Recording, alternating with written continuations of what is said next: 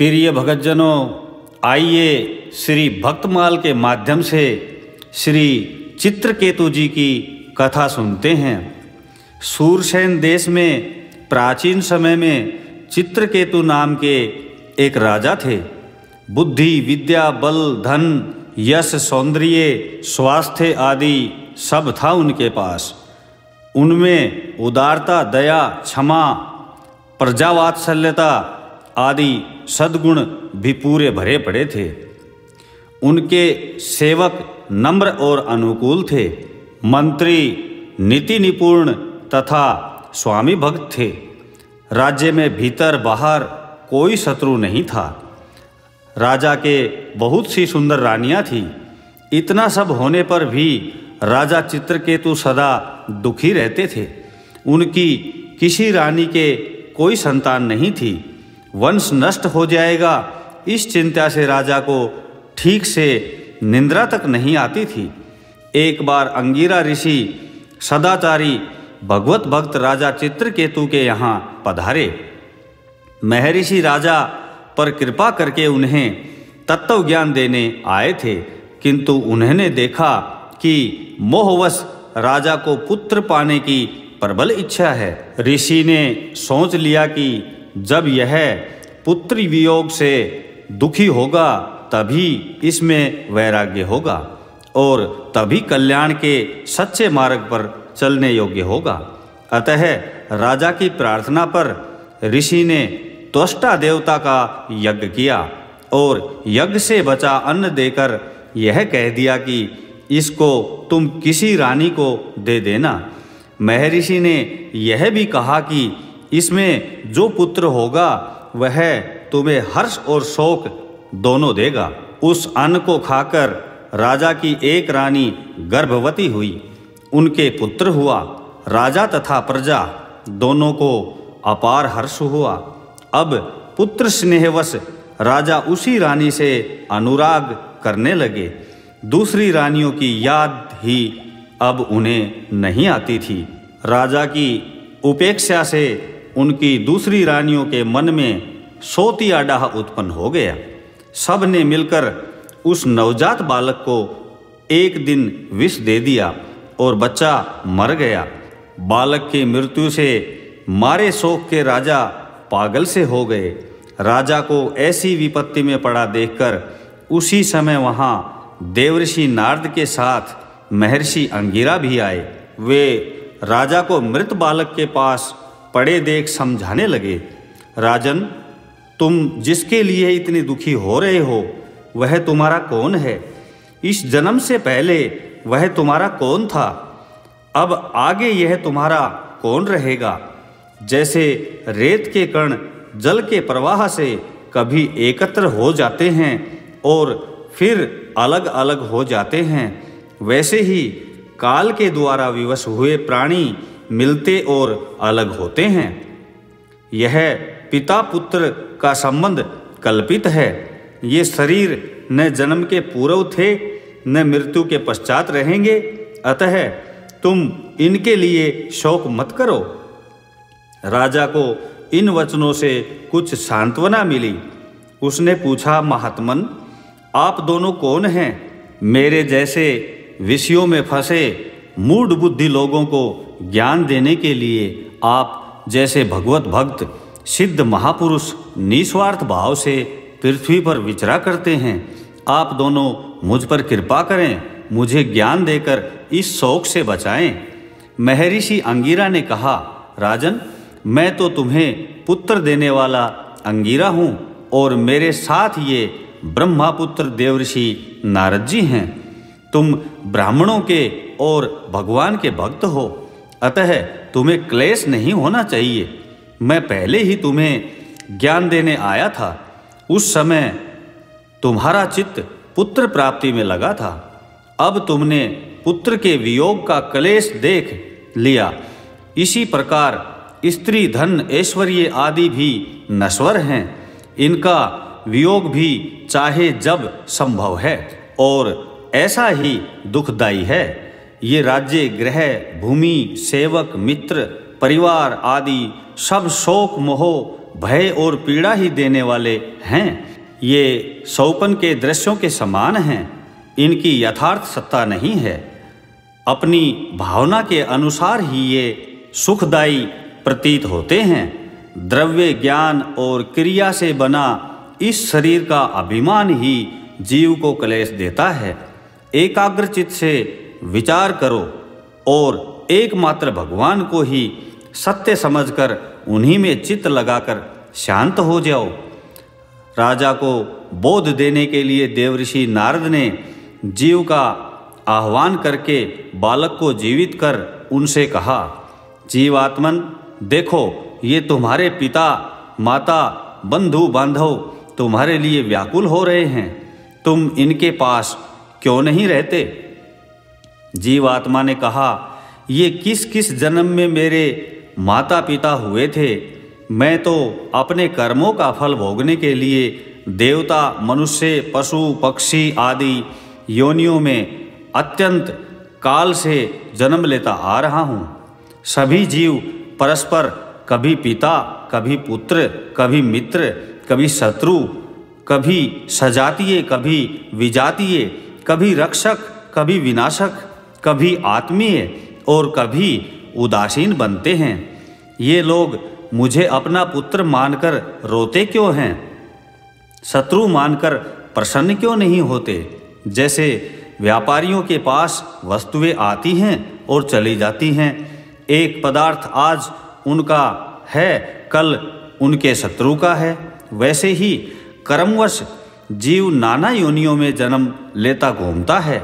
जितने दिन जिस शरीर का साथ है, उतने दिन ही उसके संबंधी अपने हैं।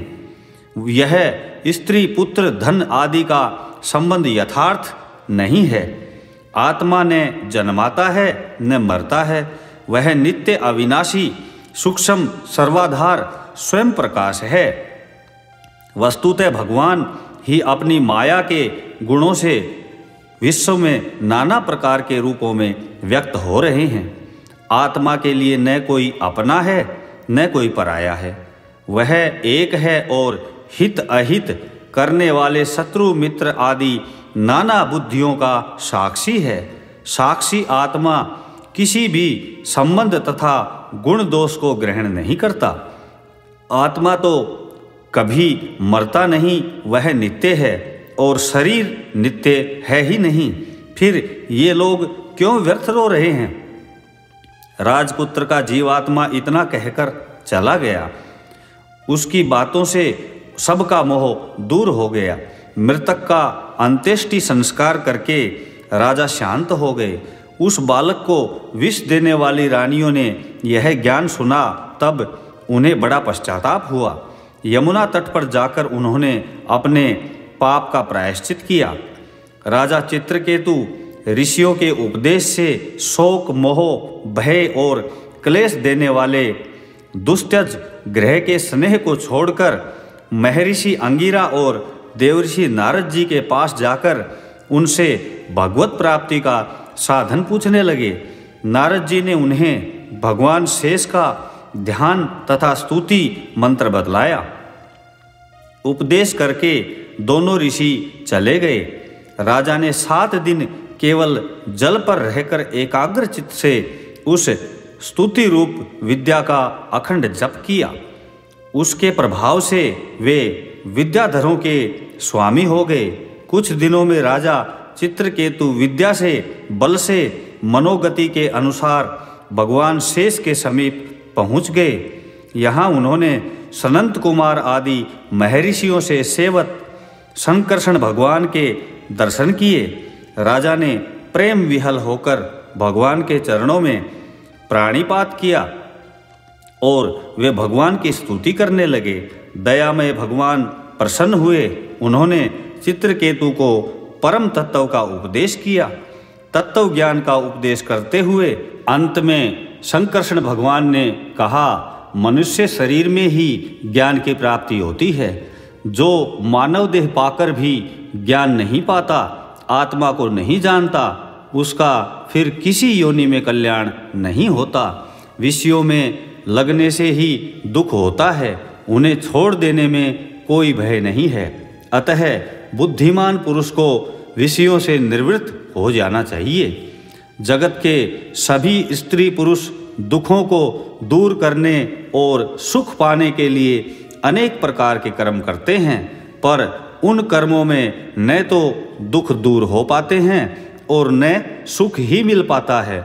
जो लोग अपने को बुद्धिमान मानकर कर्मों में लगे हैं वे दुख ही पाते हैं। आत्मा जागृत, स्वप्न, सुषुप्ति इन तीनों अवस्थाओं से पृथक है। यूँ समझकर बुद्धिमान पुरुष को चाहिए कि इन अवस्थाओं में प्राप्त होने वाले विषयों से निवृत्त हो जाए, लोक परलोक से चित्त हटा ले और ज्ञान विज्ञान से संतुष्ट होकर मेरी भक्ति करे। एक परमात्मा ही सब स्थानों में सर्वदा है। वह योग मार्ग में लगने वालों को जान लेना चाहिए। इस प्रकार दिव्य उपदेश देकर भगवान अंतर्ध्यान हो गए। चित्रकेतु द्वंद्व रहित समदर्शी हो गए थे। वे कामना, स्पृहा, अहंकार को छोड़कर सदा परमात्मा में ही चित्त लगाए रहते थे। तपोबल से इच्छा अनुसार 14 भवनों में वे घूमा करते थे। एक दिन विमान पर बैठकर वे आकाश मार्ग से जा रहे थे। उसी समय उन्होंने मुनियों की सभा में पार्वती जी को भगवान श्री शंकर जी की गोद में बैठे देखा। चित्रकेतु को यह व्यवहार अनुचित लगा। उन्होंने इसकी कड़ी आलोचना की। भगवान शंकर तो आलोचना सुनकर हंसकर रह गए, पर पार्वती जी को क्रोध आ गया। उन्होंने श्राप दे दिया, तू बड़ा अविनीत हो गया है, अतः भगवान के चरणों में रहने योग्य नहीं है। जाकर असुर योनि में जन्म ग्रहण कर। श्राप सुनकर चित्रकेतु को न डर लगा न दुख हुआ।